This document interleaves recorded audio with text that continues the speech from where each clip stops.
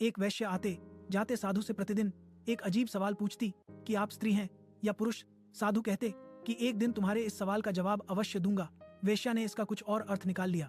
अब तो वेश्या प्रतिदिन साधु की राह देखती और उससे वही सवाल पूछती। साधु भी हर बार की तरह फिर कभी बताऊंगा कहकर चला जाता। एक दिन एक व्यक्ति वेश्या के पास आया और बोला, आपको महात्मा जी कुटिया पर बुला रहे हैं। वेश्या वहां पहुंची।